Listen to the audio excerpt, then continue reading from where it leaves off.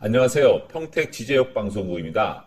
요즘에 부동산 거래가 잘 안 돼요. 그래서 농지를 팔려고 많이 하는데 잘 안 팔려요. 그래서 그런 분들한테 좀 꿀팁을 드리려고 합니다. 그래서 농지를 농지대로 팔지 말고 거기에 흙을 메꿔서 화훼단지나 조경단지를 해서 팔자, 이런 생각을 갖습니다. 아니면은 농지를 최대 이용을 하기 위해서 농사를 짓는 것보다 화훼단지로 해서 조경단지로 해서 수익 창출하는 게 크다, 이런 생각이 듭니다.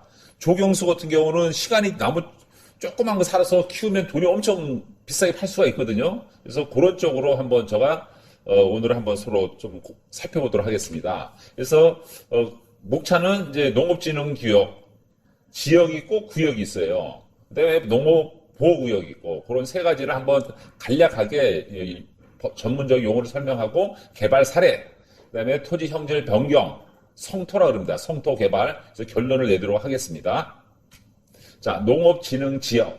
농업진흥지역은 농지가 절대 농지, 이게 상대 농지로 나눠 있어요. 그래서 세밀하게 들어가면 끝이 없으니까 그 개념만 보고 여기에 대한 상세한 거는 저희 블로그에다가 올려놓을 테니까 상세하게 살펴보시고, 궁금한 점은 저희 댓글로 남겨주시면은 참조해서 설명을 드리도록 하겠습니다. 아니면 전화를 주셔도 되고요. 자, 그럼 농업진흥구역이 있고 농업개발구역이 있습니다. 농업진흥구역, 농업개발구역. 자꾸 법이 바뀌거든요. 농업진흥구역은 이제 개발을 규제하고 농업 관련 지원 혜택을 많이 줘요. 그 다음에 농업보호구역은 좀 차이가 나고요. 이것도 좀 상세하게 저희 블로그에 놓을게요. 그래서 농업진흥구역과 농업보호구역이 있고, 그 다음에 두 구역의 목적과 의미가 좀 차이가 있다, 이 말씀을 드리고, 자, 농업진흥구역에 되는 거와 농업보호구역에 되는 게 차이가 있어요. 핵심적인 거는 단독주택이 농업보호구역에는 돼요. 농업보호구역. 그래서 그거를 참조하시면 되고, 자, 그 다음에 농업진흥구역과 농업보호구역의 차이에 대해서 몇 가지를 이렇게 설정을 해놨어요. 그 단독주택, 일종군색, 관광농원, 이거 참조해 보시면 되고. 자, 농업진흥구역과 농업진흥구역에 허용되는 시설이 있어요. 허용되는 시설은 뭐냐? 농사와 직접 관련해 있는 농업시설. 그 다음에 국가 안보에 관련된 시설은 공공시설에만 허용이 되는 거예요.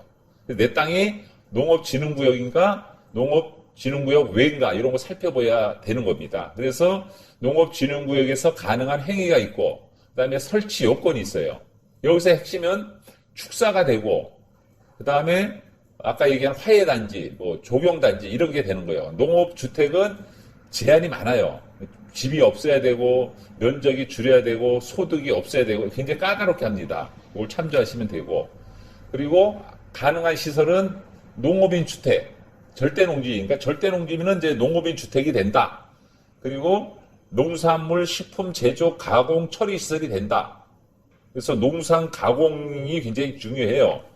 예를 들어 콩을 해서 두부를 만들고, 두부를 또 활용해서 우리가 화장품도 만들고, 이것도 가공 시설이거든요. 이런 게 된다, 이렇게 보시면 되고, 그 다음에 이제 가공 시설에 대해서도 이제 여러 가지 제한이 있어요. 거기에 대해서 참조하시면 되고, 농업은 주택은 집이 없어야 되고, 그리고 소득이 없어야 되고, 200평 이하야 되고, 이런 제한이 있습니다.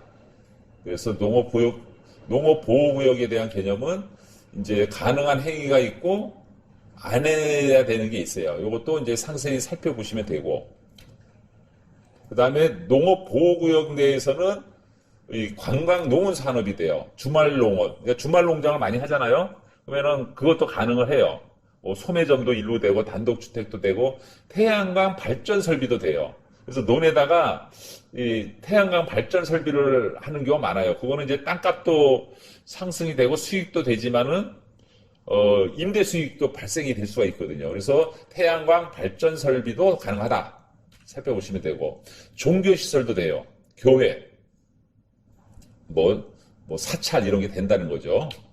그 다음에, 자, 개발 사례에 대해서 살펴보겠습니다. 이것이 이제 핵심적인 요인인데, 제가 10년 전, 20년 전에 지제역 앞에 절대농지를 사라, 많이 안 샀어요, 사람들이. 근데 현명한 사람은 사요.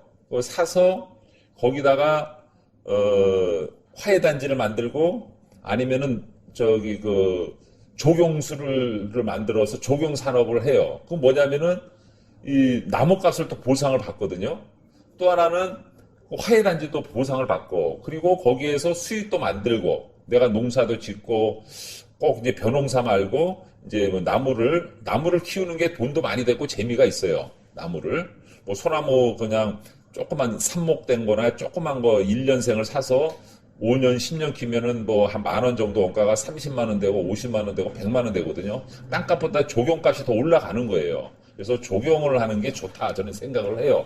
그래서 그 평택 지지역에도 절대 농지가 많이 있었어요. 이게 다 절대 농지였거든요. 지지역 앞에. 근데 그 절대 농지를 이제 도시개발 사업을 해서 근생부지나 준지용지로 바뀐 거죠. 그때 당시 뭐 30만 원, 50만 원 했던 논들이 지금 상업농지로 바뀌는 거거든요. 그러니까 꼭 절대농지를 안 산다 이렇게 하지 마시고 개발지역에 여건이 되면 절대농지를 사서 내가 벼농사를 짓고, 내가 벼농사 짓기가 어려워요. 그러면은 농어촌 공사에다가 위탁을 하면 돼요. 맡기면은 뭐 1년에 한 마지기당 뭐 쌀 5가마니든 볼 수 있는 수익이 되는 거거든요.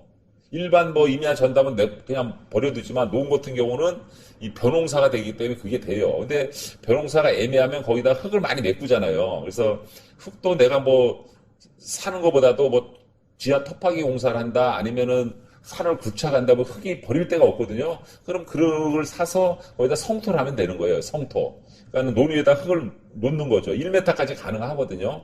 그렇게 해놓고 거기다 화훼단지를 만들고 조경단지를 만드는 일을 하는 것들이죠. 그래서 지제역 주변에 이 절대농지가 개발돼서 근생부지나 준주거용지나 상업용지로 보상을 받은 것이다. 한지가 된 거다. 이걸 살펴보고, 안중역도 마찬가지예요. 지금 안중역도 역세권 개발을 하는데 지금 현재 가면 절대농지가 많이 있어요. 절대농지.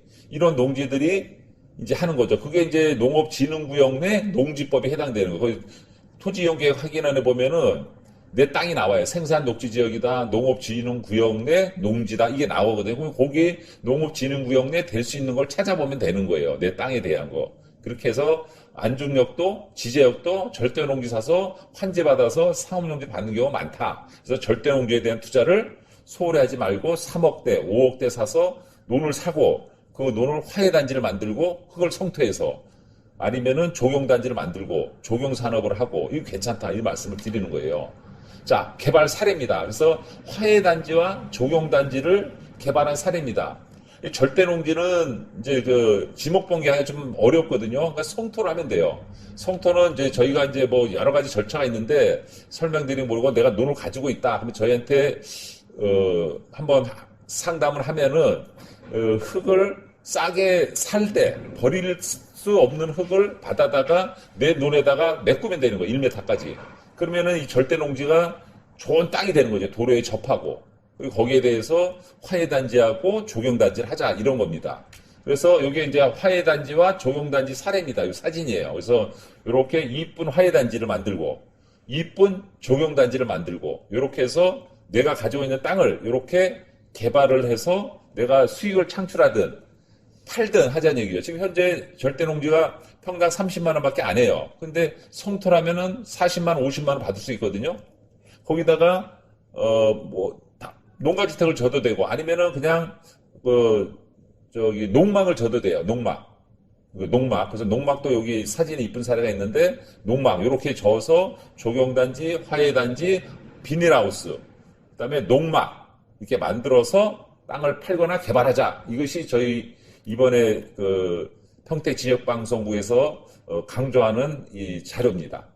자, 그러면 토지 형절 변경은 전용하고 부담금 만들고 막 그래요. 이것도 좀 까다로운데 제가 이걸 많이 해봤거든요. 그래서 정식적으로 임야를 전으로 바꾼다든지 이런 거 가능을 해요. 그래서 농지를 사서 이 변경할 수 있는 거. 그래서 그런 절차는 저희가 블로그에 안내해드렸고, 저희 부동산이나 방송에 의뢰하시면 안내를 해드리도록 할게요. 자, 인허가 절차를 저희가 간단하게 설명을 해드렸어요. 신청서, 관할 시에 이런 거를 다 해놓은 거죠. 자, 성토 비용. 이게 성토 비용은 이제 내 땅에 예를 들어 몇 평이 돼서 루베로 하거든요. 그러니까 가로, 세로, 높이까지 해서 흙이 몇 개 나가냐. 내가 그러니까는 트럭 대수가 몇 대냐. 이거를 많이 해요. 전문적으로 압사발이다 뭐다 하는데, 이런 거는 제가 계산한 사례를 여기다가 해놨으니까, 이것도 아까 말씀드린 대로 블로그에 참조하시면 되고요. 자, 개발 허가를 득해서 저희가 완벽하게 처리를 해드립니다. 이걸 참조하시면 되고. 자, 결론. 내가 가지고 있는 농지가 안 팔려. 그럼 어떻게 하느냐? 그러면 잘 팔리게 해야 되잖아요. 포장을 하자. 이게 핵심입니다. 포장을 하자. 자, 포장을 어떻게 하냐? 노는 벼농사밖에 안 되는데 화훼단지나 조경단지나 농막을 설치해서 내가 땅을 거주하면서 내가 농산물 가공을 하든 뭘 하든 할 수 있는 것이 된다. 근데 팔는 또 판로가 넓어지고 그리고 땅 값어치가 올라간다. 그래서 농지를 좀 개발하자 이런 의도입니다. 그러면은 두 번째 그렇게 하면 집가 상승이 되고 개발 이익이 되고 또 수익도 만든다 이런 얘기죠. 자, 세 번째 어디다 해야 되느냐? 인구가 느는 곳, 지하철역 주변, 산업단지 주변, 신도시 인근 이런 데다가 농가주택을 지을 수 있는 그 농지, 절대 농지를 구입하자 이런 겁니다. 네 번째, 자, 공매 경매를 노려라. 공매 경매도 농지를 그냥 지나가지 마시고 이 농지가 위치가 어디냐, 좋은 거냐 그러면은 이걸 사고 그 대신 그 이제 농업 자격 증명서가 있어야 되거든요. 이런 거를 잘 해서 하면 된다. 자, 다섯 번째. 내가 너무 전문적이어서 내가 모르겠다. 그러면은 주변에 많이 아는 사람 아니면은 그 지역에 요걸 전문적으로 하는 PM사가 있어요. 그 PM사에다 맡기면은 이런 거를 안내를 해주고 그냥 잘 마무리가 된다는 거죠. 그래서 만약에 내가 꼭 용도 변경을 안 해더라도 성토만 해도 토지 가치는 대폭 상승합니다.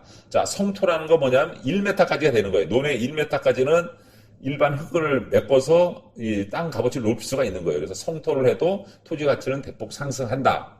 자, 일곱 번째, 허가를 받지 말고 불법 성토를 하면은 피해가 옵니다, 이게. 그러니까는 법을 지키고 허가를 받고 완벽하게 처리하는 게 좋다는 말씀을 전해드립니다. 그래서 오늘 평택 지제역 방송국에서는 농지를 어떻게 하면은 이익을 창출하고 개발을 하고 거에 대해서 살펴보았습니다. 그래서 저희 평택 지제역 방송국에서 좋은 재료, 좋은 소재를 갖고 여러분들한테 안내해 드릴 수 있도록 여러분들이 관심과 구독, 좋아요, 알림 설정 부탁드리겠습니다. 감사합니다.